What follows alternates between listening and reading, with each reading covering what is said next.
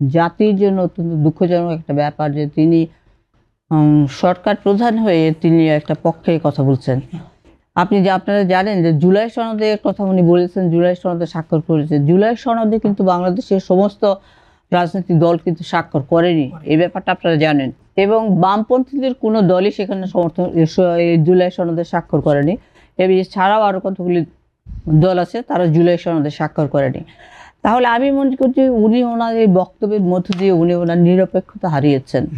এবং এই যে নিরপেক্ষতা হারিয়েছেন, আমাদের দল গণতান্ত্রিক বিপ্লবী পার্টি আমরা পরিষ্কার করে মনে করি এটা আজকে নয়, বেশ আমরা উনি ক্ষমতায় যাওয়ার কিছুদিন পর থেকে উনি যেভাবে কথা বলতে শুরু করেছেন তাতে আমরা দেখেছি যে তার নিরপেক্ষ চরিত্র আর নাই। তখন থেকে আমরা বলেছিলাম, এটা মিডিয়ায় জোরাসোরে আসেনি, আমরা বলেছিলাম যে সংস্কারের একটা বিষয় তারা করেছেন, সেটা হচ্ছে তত্ত্বাবধায়ক সরকারকে আবার পুনরায় অন্তর্ভুক্ত করা হয়েছে। Very good. এই নির্বাচনী তত্ত্বাবধায়ক সরকারের অধীন হওয়া উচিত ছিল বলে আমি পরিষ্কার করে মনে করি। যেহেতু তিনি কোনো নিরপেক্ষ অবস্থান নিতে পারেননি, যার জন্য তার অধীনে নির্বাচন যে নিরপেক্ষ হবে, সুষ্ঠু হবে, সেই ব্যাপারে আমি সন্দেহ পোষণ করছি। ওদের স্বপ্ন পূরণে পাশে থাকতে পেরে আমরা গর্বিত। আমি তো মনে করি, কারণ আমি আপনাকে আরেকটা উদাহরণ দিই।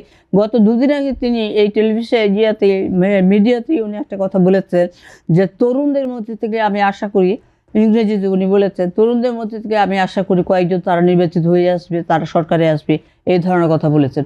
উনি কি করে জানেন যে তরুণদের মধ্যে থেকে কেউ নির্বাচিত হয়ে আসবেন, কেউ আগামী দিন সরকার গঠন করবেন? একমাত্র জনগণই জানে কে নির্বাচিত হয়ে আসবে, তরুণ না প্রবীণ না কে, কোন আসনে কোন দলের কোন প্রতিনিধি কারা নির্বাচিত হয়ে আসবে, সেটা একমাত্র জনগণ জানে।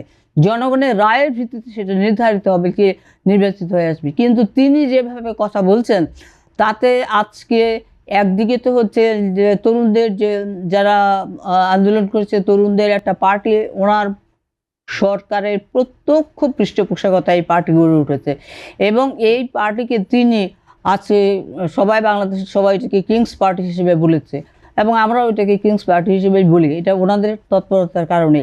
এবং উনি আমরা দেখি যে প্রত্যক্ষভাবেই উনি সেই পার্টিকে সমর্থন দিয়ে যাচ্ছেন। তাহলে ওনার নিরপেক্ষতা কোথায়? আজকে সরকার প্রধান হিসেবে বাংলাদেশের মানুষ প্রত্যাশা করে সরকারের একটা নিরপেক্ষ ভূমিকা থাকবে। আজকে ভোট হচ্ছে, ভোটে জনগণ যাকে নির্বাচিত করবে তার পক্ষে জনগণ ভোট দেবে। অথচ তিনি না ভোটের ব্যবস্থা তো করেছেন, এটাও আমি মনে করি যে সমস্ত জনগণের বা সমস্ত পলিটিক্যাল পার্টির আকাঙ্ক্ষা স্বরূপ হয়নি। তারপরেও সেটা হয়েছে। তারপরে উনি কি করে আজকে একদম এইভাবে প্রকাশ্যে উনি মিডিয়ার মাধ্যমে উনি বলছেন জাতির উদ্দেশ্যে, উনি বলছেন যে জনগণকে ভোট দেওয়ার জন্য, এতে তার নিরপেক্ষতা ক্ষুণ্ণ হয় এবং উনি তার নিরপেক্ষতা হারিয়েছেন। এবং আমি খুবই সন্দিহান, আগে যে কথাটা বলেছি সেই কথাটা বলতে চাই যে এই সরকারের অধীনে নির্বাচন সুষ্ঠুভাবে হবে কি না, এই ওনার প্রধান, বিশেষ করে প্রধান উপদেষ্টার ভূমিকায়, সরকারের প্রধান উপদেষ্টা যে ভূমিকা রাখছেন তাতে আসলে এটা আমাদেরকে আসলে সন্দেহান করে তুলেছে। আমরা মনে করি যে তিনি আসলে দরকার ছিল যে জুলাই সনদ ইত্যাদি যেগুলো হয়েছে সেই ব্যাপারে যা হয়েছে সেই পর্যন্ত থাকবে, সেটা নিয়ে উনি আর কথা বলবেন না, উনি কোনো পক্ষ অবলম্বন করবেন না। না ভোটের ব্যবস্থা করেছেন যে নির্বাচনের দিন না ভোট হবে, সেটা নিয়ে আপনারা দেখেছেন রাজনীতিতে তুমুল তর্ক বিতর্ক হয়েছে, কেউ পক্ষে বলেছেন কেউ বিপক্ষ, তুমুল তর্ক বিতর্কের মধ্যে দিয়ে যাই হোক শেষ পর্যন্ত তারা সিদ্ধান্ত নিয়েছেন যে সেটা ভোটের দিন সেটা না ভোটও সেখানে থাকবে। তাহলে সেটা জনগণের কাছেই আপনি ছেড়ে দিন। আপনি কেন সেখানে জনগণকে আহ্বান জানিয়ে সেটা বলতে যাচ্ছেন? আপনি কেন আপনার এই অবস্থান আমরা দেখতে পাচ্ছি, এটা তো আমাদের কাছে ভালো লাগছে না, এটা তো শোভন না। আপনি তো একটা পক্ষে অবস্থান নিয়ে ফেলেছেন।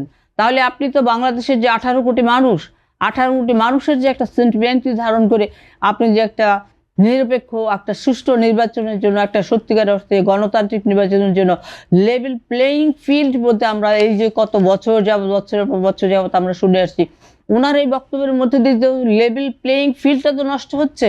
এখানে তো সমান অধিকার সবার তো থাকছে না, সবার তো সমান সুযোগ একেবারেই থাকছে না।